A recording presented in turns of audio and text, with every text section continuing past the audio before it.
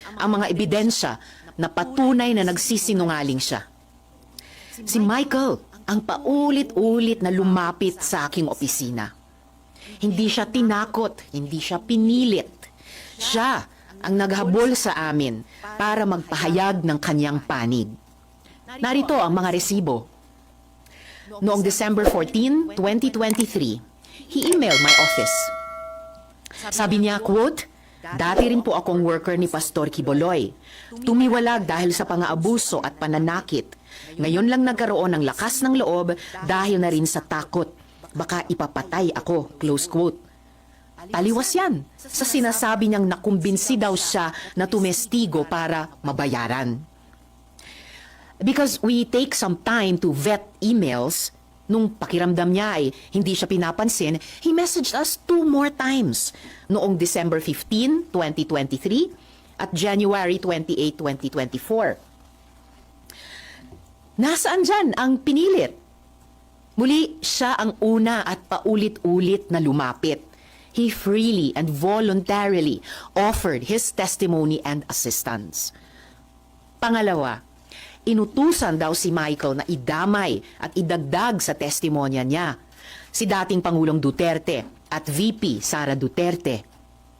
Kalimutan na ata ni Michael na sa pinakaunang salaysay na siya mismo ang gumawa at nagbigay sa aking opisina, andoon na ang pangalan ng mga Duterte.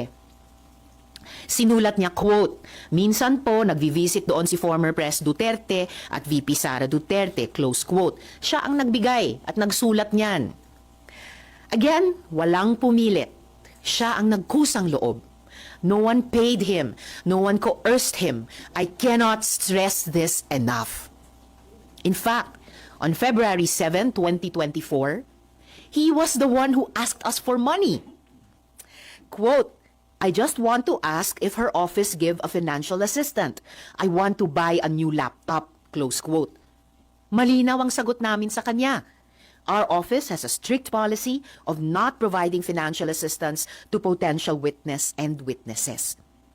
He knew that. And yet now, on video, he claims we gave him 1 million pesos. That is a lie. And he knows it.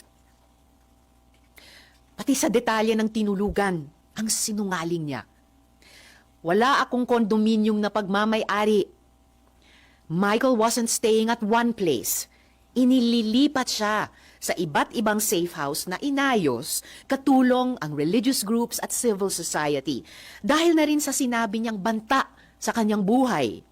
Again, mga kasama, he was moved between safe houses because he was afraid that his life was in danger. This is our system of coordinating witness safety since the Duterte years. Kung may nagbayad kay Michael, di ako magtataka kung KOJC yan. Noong February 22, 2024, umamin si Michael sa aming opisina na kinukumbinsi daw siya ng mga kakilala sa KOJC para mag-recant o magbumawi sa hearing. Sumbong niya, quote, "Mag-recant daw ako para mapahiya si Senrisa, especially daw yung mga nakita ko sa mga Duterte. Bibigyan daw ako ng malaking pera, itatago daw ako, at bibigyan ng magaling na abogado," close quote. Yung inaakusa nila na pagbabayad at pagtatanim ng witness, mukhang sila ang gumagawa. So, sino talaga ang may modus? I also want to note na nag-reach out sa amin yung ilang testigo pa sa Quiboloy hearing at sinabi na handa silang patunayan na hindi sila binayaran para tumestigo. Remember that Michael is only one of 14 witnesses na hindi nga siya ang star witness. Michael also claims that I threatened him. Yet, on June 22 and 23, 2025, just this month, just last week, Michael was the one frantically messaging my staff. Sabi niya, quote, "Help me, kinidnap ako at tinatakot ako ng kingdom. Dito ako kinulong sa Glory Mountain. Send rescue now," close quote. We took his messages seriously. We forwarded them to the PNP in Davao for immediate action. At noong kumikilos na ang PNP, biglang lumabas ang video. Bago pa iyan, Nakailang mensahe na rin si Michael na hinaharas siya ng ilang hindi kilalang individual pagkatapos ng pagdinig sa Senado. Katulad iyan ng nangyari sa Farmally hearings, kung saan dokumentado namin yung pagsumbong ng witnesses na siya ay tinakot at hinaras ng kampo ng Farmally.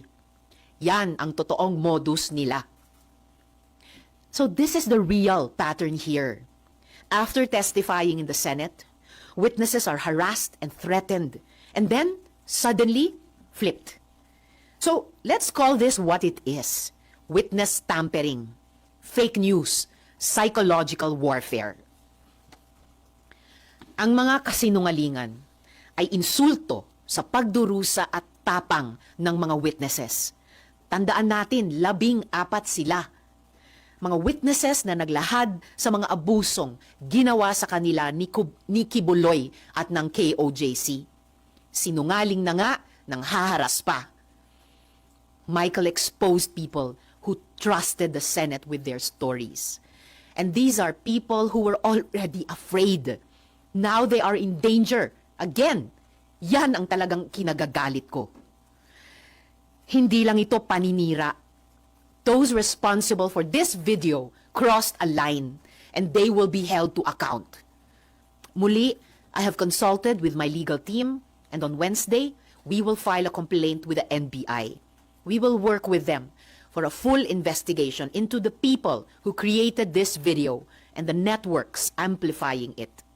And we're not stopping there. We are preparing criminal complaints. To those behind this, you don't scare us. But you should be scared of the truth. Because no one gets to endanger our witnesses, my staff, or harass the Senate with impunity.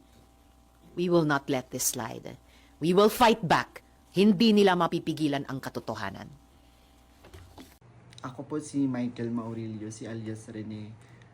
Una po sa lahat, hindi po ako binayaran, pinilit, tinakot, or kinidnap ng kingdom o ang kampo ni Pastor Apollo si Kibuloy. Wala po akong katotohanan yung mga claims ni Senador Risa sa kanyang press con. Wala po ako sa pader ng kingdom. 2019 pa po ako huling nakapunta ng Glory Mountain. Ito lamang ay pamamaraan ni Senador Risa upang ako ay makuha ulit at patahimikin. Kusa po akong lumabas upang sabihin yung katotohanan. Handa po akong maglabas ng mga ebidensya, kaukulang ebidensya, papatunay na si Senador Risa ang pasimuno sa mga paninira kay Pastor Apollo Kibuloy. At handa po akong sa anumang mga legal na proseso. Senador Risa, hindi ako nag-text ng anuman sa'yo. Wag mo na akong gamitin sa mga kasinungalingan mo. Kaya nga nasusuka ako sa iyo. Titindigan ko yung mga sinabi ko sa video na ginawa ko. Kusang loob ko itong ginawa para matahimik na yung konsensya ko. Uulitin ko po, hindi po ako binayaran, pinilit, kinidnap ng kingdom o ang kampo ni Pastor Apollo Kibuloy.